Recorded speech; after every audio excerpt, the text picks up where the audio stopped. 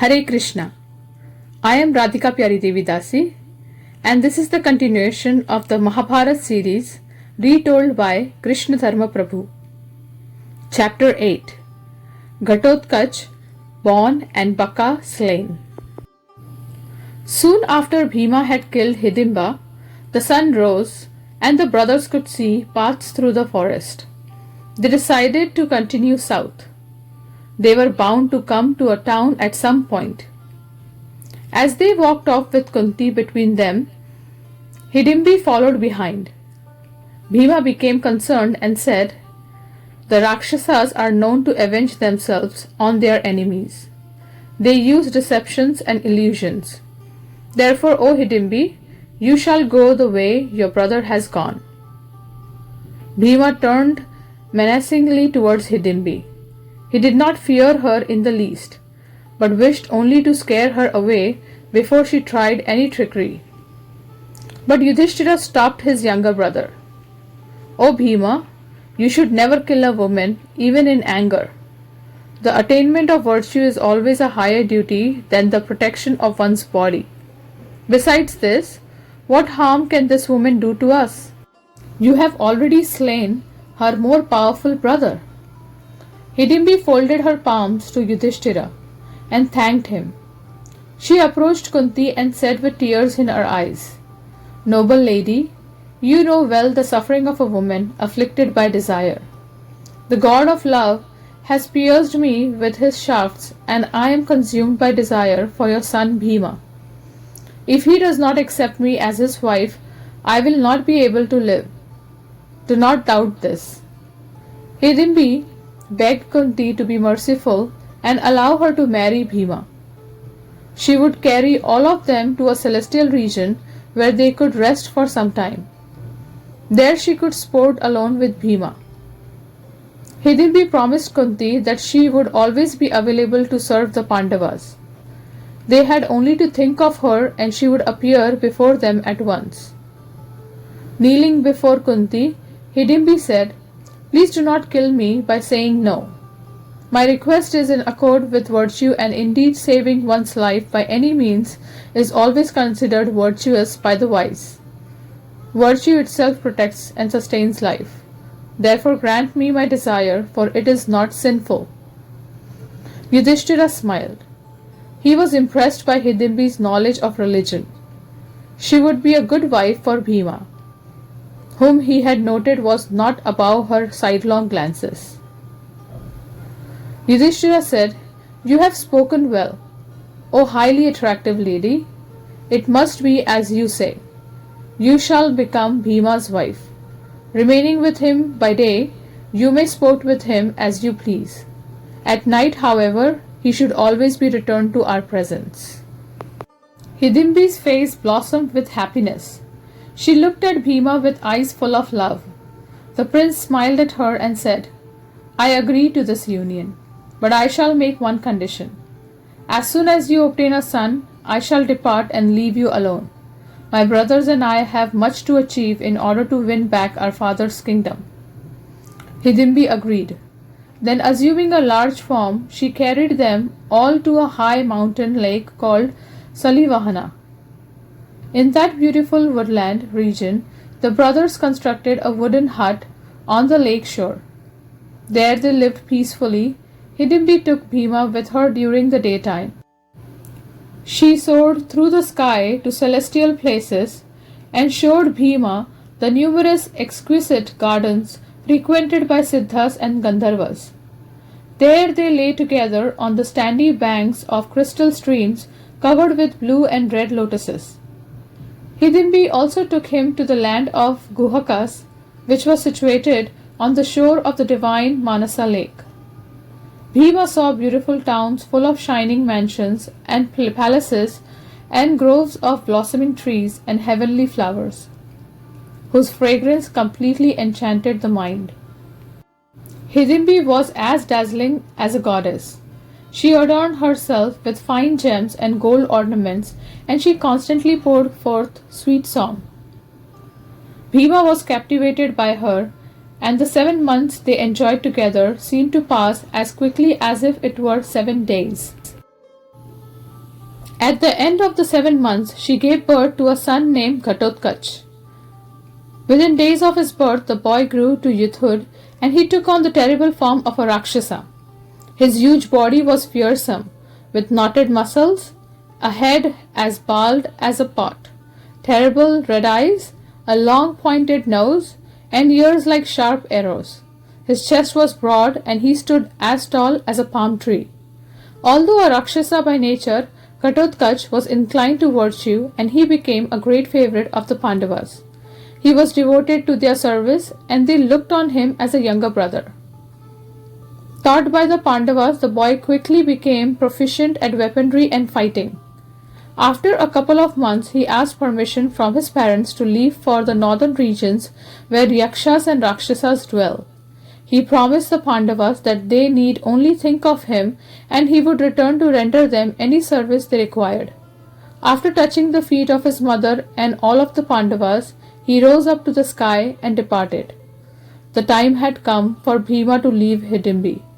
She embraced the Pandava tearfully and asked if she would ever again see him. Bhima assured her that in the future, after he and his brothers had overcome their obstacles and were free from danger, they could be reunited. Leaving Hidimbi in their mountain dwelling, the Pandavas and Kunti resumed their travels. They disguised themselves as ascetics by matting their hair and wearing tree-bark garments. Bhima carried his mother as they travelled through the many different lands. Going from forest to forest, they passed through the countries of the Matsyas, Trigartas, and the Panchalas. No one recognized them. They proceeded slowly, unsure of what to expect and awaiting the Lord's indication as to what they should do next. While travelling, they studied the Vedic scriptures together and all 5 brothers imbibed the science of morality and many other subjects described in the Vedas. One day, as they sat in the forest by their sacred fire, Vyasdev came to see them. After being received with due worship, the rishi sat down and said, "I have been aware of the Kauravas' unjust behaviors towards you. Although I see both the Kauravas and yourselves equally, I feel a greater affection for you brothers due to your misfortune. I have therefore come here wishing to do you some good." Vyasdev informed them of a nearby village called Ekachakra. He instructed them to live there for some time, saying that he would come again to give them further directions. The rishi then reassured the sorrowing Kunti. Her sons would in time rule the world. The virtuous Yudhishthira, protected by his powerful brothers, would certainly become king. Soon he would perform the great Rajasuya sacrifice, establishing himself as the emperor of the entire globe. The sage personally led them to Ekachakra. He brought them to a Brahmin's house where they were received as guests. Vyasdev then took his leave, telling them again that he would return to them before long. The Pandavas surveyed their new abode. The little village of Ekachakra was situated amid beautiful woodlands. The Brahmin had kindly given the brothers 2 rooms in his house for their residence. He had taken a vow that he would always receive any travellers who came to his door. By day they went about the village begging for food, and due to their gentleness and humility, they soon became dear to the people there. Everyone accepted them as wandering ascetics, staying briefly in the village, and they gladly gave them alms. Every night the brothers offered their mother whatever alms had been collected. She would then prepare their meal. Half of the food was given to Bhima, and the rest was divided among the other 4 brothers and Kunti. When the brothers went out begging, a different one of them would remain behind each day to protect Kunti. One particular day, it was Bhima's turn to stay back. He was sitting with his mother when they heard loud crying in the house. Hearing the piteous lamentations, Kunti's heart was moved and she spoke to Bhima. "O son, due to this Brahmin's kindness, we are living here peacefully with no fear of Duryodhana and his brothers. I am always thinking how we might repay this gentle Brahmin. A virtuous man should always return the good done to him with an even greater good. Perhaps now our chance has come. Kunti could understand that the Brahmin had fallen into some great distress. Bhima told her to try to ascertain the cause. He would then try to remove it, no matter how difficult a task it may prove to be. Kunti slipped quietly into the inner apartments where the Brahmin lived with his family. She stood unnoticed by the door while the Brahmin and his wife and children sat with downcast faces. As Kunti watched, the Brahmin said to his wife, "Fie upon this wretched life which affords only misery. To live is to experience nothing but disease and pain. Pursuing in turn religion, wealth and pleasure, one endeavors much but receives little happiness. While everything leads to salvation, that is an impossible goal to achieve. Those who desire riches suffer, while those who have riches suffer even more. Alas, why do I live?" Kunti listened in silence as the Brahmin continued to condemn himself and his misfortune. He spoke of a terrible danger that had befallen them. His wife wept as he censured her, blaming their present predicament upon her wish to remain in the village due to affection for her now dead relatives. The Brahmin held his head in anguish. "How can I abandon you to save my own life? You were given to me by your parents. It is my duty to protect you. You have always served me and borne my children. I can in no way let you go, nor can I abandon my only son or daughter. I shall go, or maybe we should all die together." The Brahmin fell to the ground sobbing. His wife lifted him gently and said, "This lamentation does not befit a learned man like yourself. No one should lament inevitable death. Nor shall you or our children die. I shall go. Indeed, a woman's highest duty lies in sacrificing her life to serve her husband. Undoubtedly, such an act will confer upon me regions of eternal bliss." Kunti was curious. The Brahmin's wife continued to implore her husband to allow her to die. She said that neither she nor her children could possibly survive in his absence. If she were left a widow, she would become a prey to dishonorable men, who would seek her just as crows descend upon a piece of meat left on the ground. How then could she protect their 2 young children and keep them on the path of truth and virtue? She folded her hands and begged her husband for permission to leave. He could then accept another wife, while she would earn undying religious merits by her final service. The Brahmin sat with his head in his hands and made no reply. Then his daughter began to speak. "O father, why are you sorrowful when you have me? Allow me to go and thus save yourself." It is a child's duty to save the parent. This is why the wise have called one's child Putra, one who delivers the parents from hell. My duty to my forefathers is to bear a son to offer them the sacred Shraddha, but by the grace of Providence I may now serve my forefathers by saving my father. O father, you will one day have to abandon me, therefore do not hesitate to do so now." The girl wept along with her parents. The Brahmin's small son then said in broken speech, "None of you shall cry. Send me, and I shall kill the cannibal Rakshasa in a moment." The boy smiled and brandished a piece of long grass as if it were a weapon. Although they were grief-stricken, they all laughed at the young boy's words. Kunti took the sudden change of mood as an opportunity to inquire about the cause of the distress. Could she do anything to help? The Brahmin replied that their grief could not be removed by any human being. The country where they lived was protected from enemies by a powerful Rakshasa named Baka. He had long terrorized the people who found no protection from their weak king. The Rakshasa used to come whenever he wanted and kill them for his food. Finally, the people went to Baka and proposed that if he would stop attacking them at will, then each week one of them would go to him with a large cartload of food. In turn, he should protect them from attackers. The cannibal agreed, but he demanded that he also eat the man who delivered his food. The Brahmin told Kunti that the turn of each man in their country came only after many years. Tomorrow it was his turn.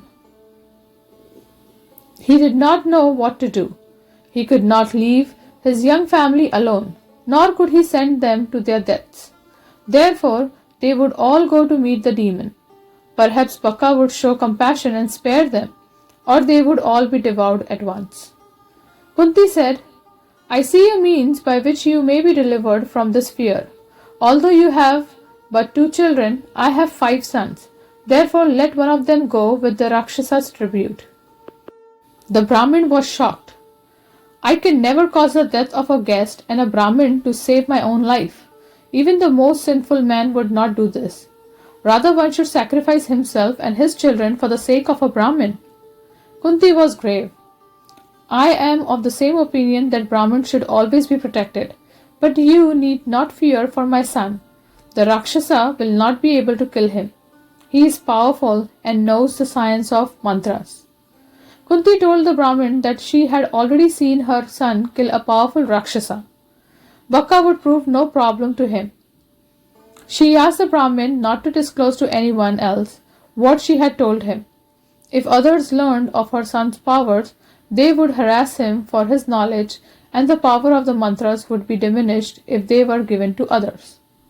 The Brahmin looked carefully at Kunti's expression. She was obviously speaking the truth. Her son must surely possess some extraordinary powers. With tears in his eyes, he assented to her suggestion. Kunti went to Bhima and told him everything. She asked him to go to Baka. Bhima agreed at once. His eyes lit up at the thought that he would be able to exercise his strength, while at the same time show their gratitude to the gentle Brahmin and his family. Just as Kunti and Bhima finished speaking, the other Pandavas returned. Yudhishthira caught Bhima's eye and sensed at once that his younger brother was contemplating something wonderful. He sat by his mother and asked quietly, What does Bhima have on his mind? It seems he is about to do some extraordinary deed. Is it something you have ordered, or is it some plan of his own? Kunti told her son what had transpired. When Yudhishthira learned that Bhima was about to go out to meet Baka, he became alarmed. O mother, you have made this Brahmin a rash promise. Surely it is never sanctioned to sacrifice one's own son for that of another. All of my hopes of overpowering Dhritarashtra's sons and regaining the kingdom are dependent on Bhima's power. Kunti smiled slightly and reassured Yudhishthira. She reminded him of Bhima's superhuman prowess, how even as an infant he had crushed a great rock to powder, how he had easily carried all of them through the forest while running at the speed of the wind, how he had slain the immensely strong Hidimba. It was not out of foolishness that I have made my offer to the Brahmin. It is always a ruler's duty to protect the Brahmins. By this act we will achieve 2 things. We will reward the Brahmin's kindness towards us, and we will earn much religious merit. Kunti told her son that she had been wondering how to repay the Brahmin for some time. This opportunity was obviously the Lord's arrangement for them. Yudhishthira pondered Kunti's words. Looking across at the smiling Bhima, he replied, You have spoken well. Your decision is well considered. Because of your compassion towards the Brahmin, Bhima will surely kill the demon Baka. But you must ensure that no one comes to know that it was him. Yudhishthira was not sure if the Kauravas knew that he and his brothers were still alive. Their spies would soon inform them of Baka's death. They may well suspect that it was Bhima who had killed him. Few other men were capable of killing such a powerful Rakshasa.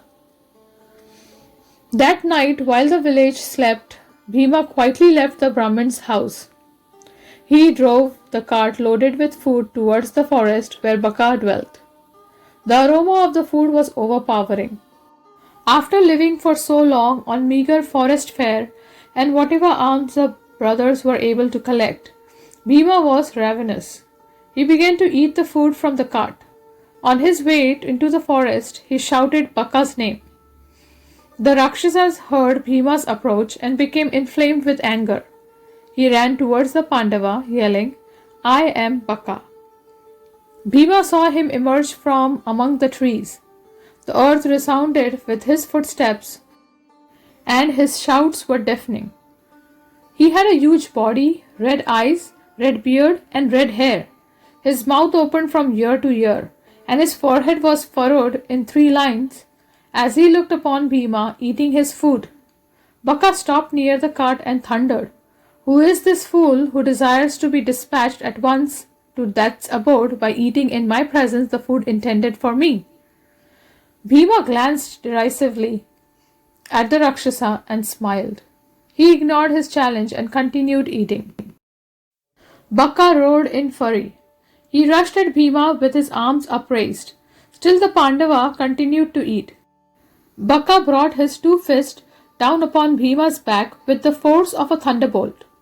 Without flinching, Bhima went on eating. He did not even look at the Rakshasa. Bakka roared again and tore up a huge tree. As he whirled it above his head, Bhima stood up and washed his hands from the pitcher of water on the cart. Then he leaped down from the cart and faced the infuriated demon. Bakka hurled the tree at Bhima with all his strength. Bhima smilingly caught it in his left hand and threw it back. The Rakshasa uprooted one tree after another and hurled them at Bhima, who caught each of them and sent them back. Soon the whole area was cleared of trees. Screaming out his own name again and again, Bakka threw himself upon Bhima and seized him. Bhima also gripped the demon with his own powerful arms. The two dragged each other violently, each trying to kick the other's legs out from underneath him. Then they fell to the ground, still locked in one another's arms. They rolled about, making the ground tremble. Bhima tightened his grip. He repeatedly smashed the demon's head with his own forehead. Gradually, Bakka tired. Bhima pulled free of his grasp and pounded the demon with his fists. He pressed down on Bakka's chest with his knees and struck him crushing blows which made the earth shake. Bakka fell unconscious and Bhima rolled him onto his stomach. Placing one knee on his back, he seized his neck with one hand and his waistcloth with the other.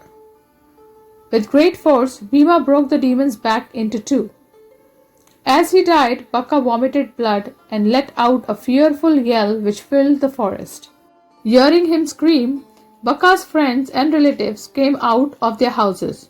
They looked with horror at his mountainous form lying in a pool of blood. Bhima reassured the terrified Rakshasas that he was not going to attack them. "This one has been killed due to his excessive fondness for human flesh. Give up killing men, otherwise this fate awaits you all." The Rakshasas immediately assented, saying, "It shall be so." Then they ran from that place, leaving Bhima with Bakka's body. From that time on, the people of Ekachakra noticed the Rakshasas became peaceable towards them. Bhima lifted Bakka's corpse and placed it on the cart. Unseen by anyone, he deposited it to the town gates and then returned to Brahman's house. His mother and brothers were relieved to see him, and he described to them all that had happened. Thus ends the 8th chapter of the Mahabharata series, Ghatotkach born and Bakka slain. Thank you very much. Hare Krishna.